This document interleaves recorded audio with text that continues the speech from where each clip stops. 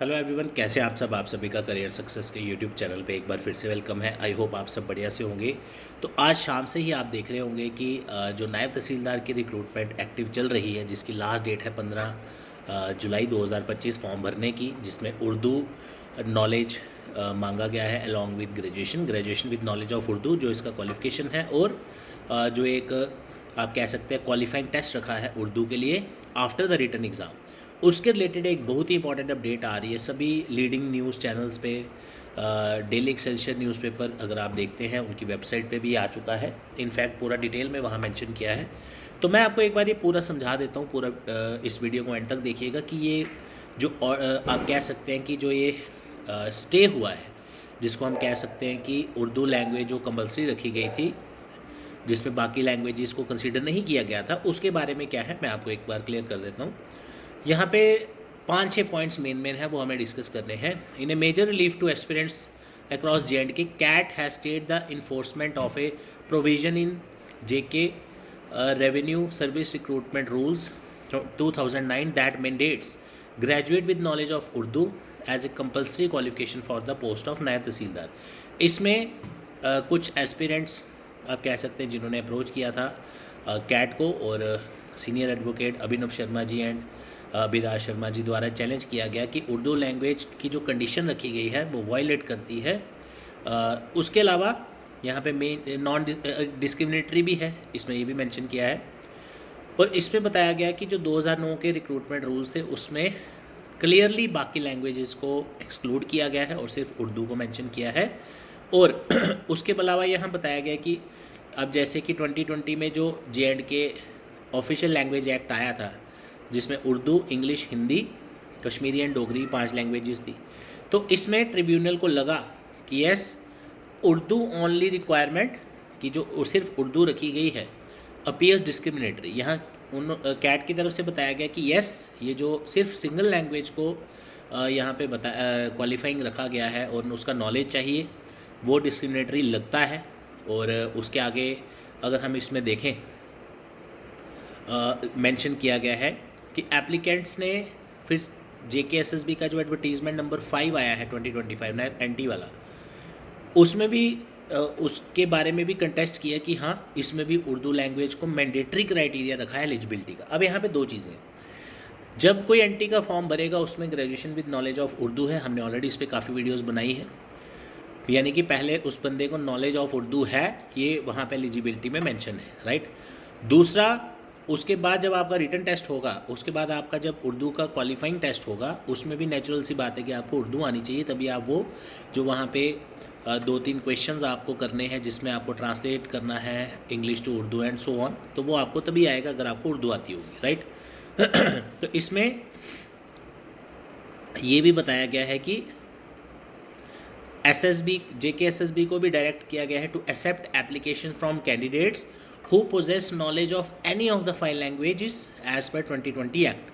अब यहाँ पे JKSSB को कैट के द्वारा कहा गया है कि जो आप फॉर्म भरवा रहे हैं, जैसे लिखा है graduate with knowledge of Urdu, अब उसमें कुछ ऐसा आप करिए कि अगर ग्रेजुएट जो बंदा है उसको 5 लैंग्वेज में से कोई भी आनी चाहिए, राइट। ये इसमें एक मेंशन किया, मैं दोबारा पढ़ के बता देता हूँ। JKSSB has been directed to accept applications from candidates who possess knowledge of any of the 5 languages, क्योंकि इन सभी लैंग्वेजेस में से कोई ना कोई आपने पढ़ी ही होगी, राइट।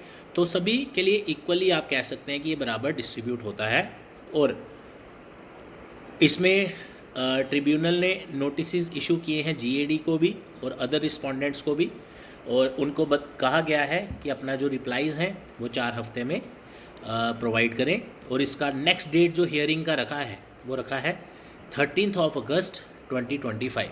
तो कुल मिला के ये जो पूरा मैंने आपसे डिस्कस किया अभी, ठीक है, टेक्स्ट जो था उसका, इसमें मेन चीज़ें क्या निकल के आती हैं वो है 3। पहला कि अब एक चीज़ आप मान के चलिए कि आपका जो उर्दू के रिलेटेड यहाँ पे अपडेट था कि वो क्वालिफाइंग है या नहीं। अब कैट के थ्रू पहली चीज़ ये बताई गई है कि यस, सिर्फ उर्दू को नॉलेज रखना, उर्दू को क्वालिफाइंग रखना, वो एक डिस्क्रिमिनेटरी तरीका है, जिसमें 2009 में जो रिक्रूटमेंट रूल्स आए हैं उसमें भी ये मेंशन था। दूसरा, उन्होंने इस एडवर्टीज़मेंट को भी एस्पिरेंट्स ने वहाँ पे कंटेस्ट किया है कि इसमें भी वैसा ही आया है, राइट।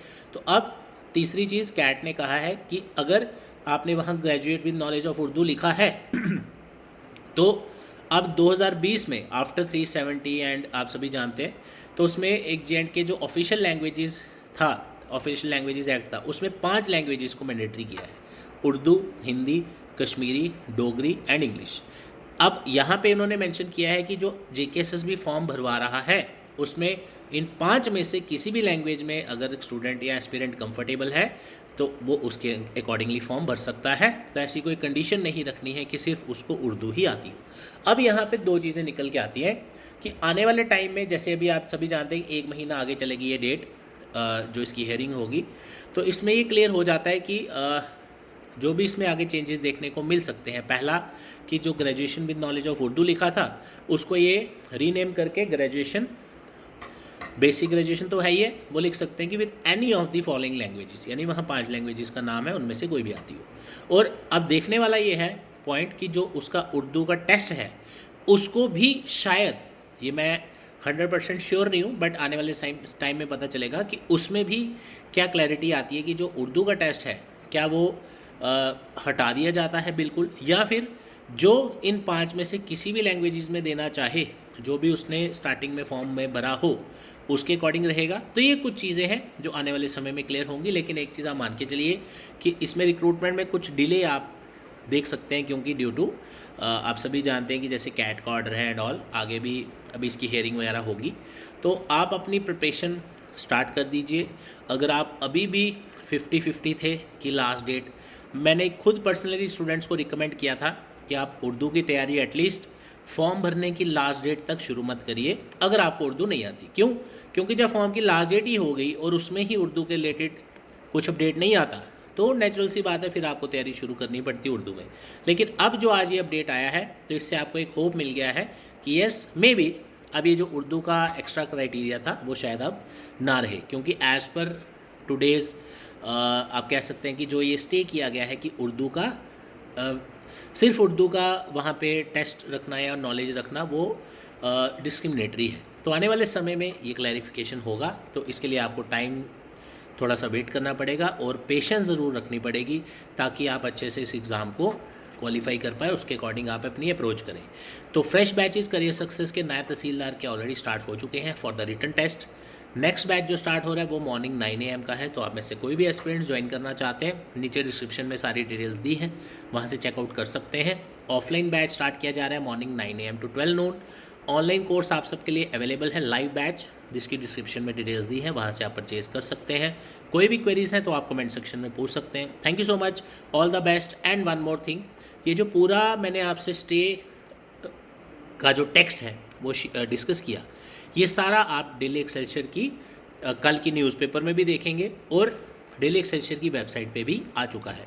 मैं नीचे पूरा टेक्स्ट एक बार डाल देता हूँ, आप भी एक बार अपने लेवल पे देख लीजिए। Thank you so much, all the best, जय हिंद।